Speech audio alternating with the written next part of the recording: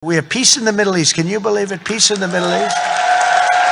And he's special envoy Steve Witkoff. Steve, where are you, Steve? Wherever you may be. Where are you? Steve, thank you. What a job you've done. Thank you very much. What a job he's done. That guy's got that personality. Now, I wanted a deal maker, but, you know, a lot of deal makers don't have good personalities. You end up in a war. They make the deal, but you end up in a war. This guy, everybody loved him for years. I've known it. And he was the right guy for the job. Peace in the Middle East. 3,000 years. They've never had peace in the Middle East. We're going to have it, too. We're doing well. Just keeps going along. And we just had a meeting. It's even more and more so. And so many people in this room are very much into Israel and the Middle East. And it's been amazing what we've been able to do. And you've done such a big part of it, along with a very special young genius named Jared Kushner, who helped you so much. Stand up, Jared. And he's the father of the Abraham Accords, right? He's the father of the Abraham Accords.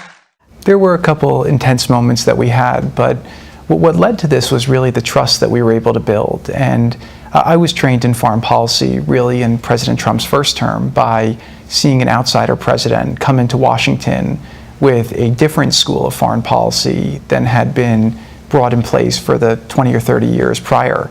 And his foreign policy was really about pragmatic realism, right? Taking pragmatic stances, trying to use strength to avoid wars, and figuring out how to make deals, not lecture the world. And so the way that... Wait, what does that mean? Make deals and not lecture the world? Focus on interests over values sometimes, and figure out where do we have joint interests with other countries, and pursue those joint interests. And then where you have differences on interests or values, discuss those privately and try to find ways to get it to the best place possible.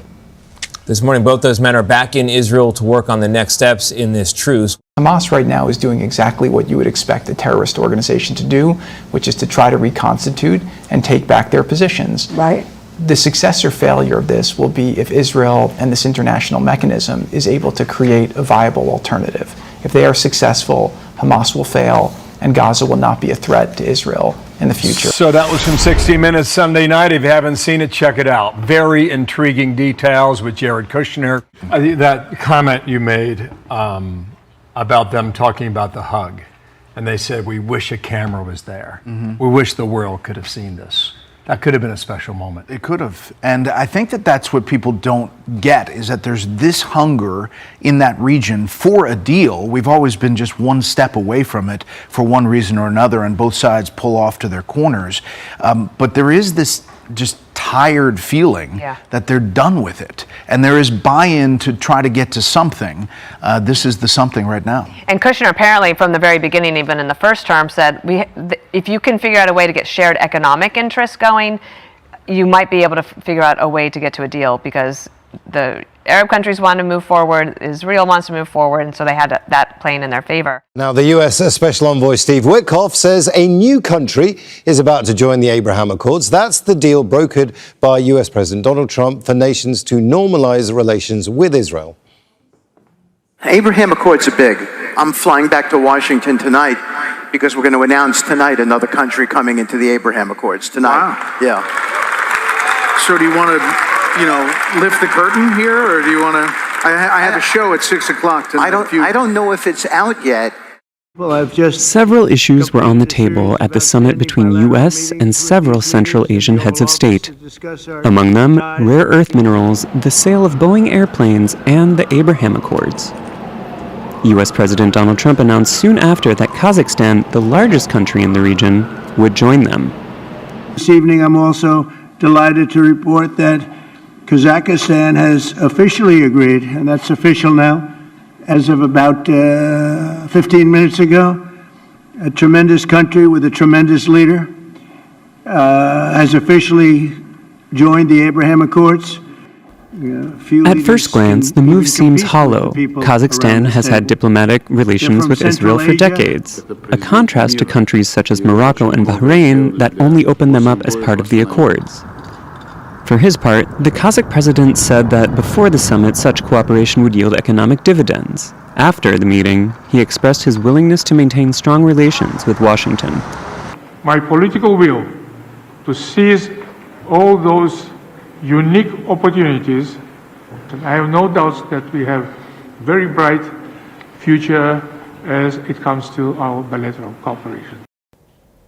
It could also be that Central Asian countries in the meeting, Kazakhstan, Uzbekistan, Tajikistan, Turkmenistan, and Kyrgyzstan, in addition to their abundance of rare earth minerals, are sandwiched in between Russia and China, and the U.S. is vying for favor over its adversaries.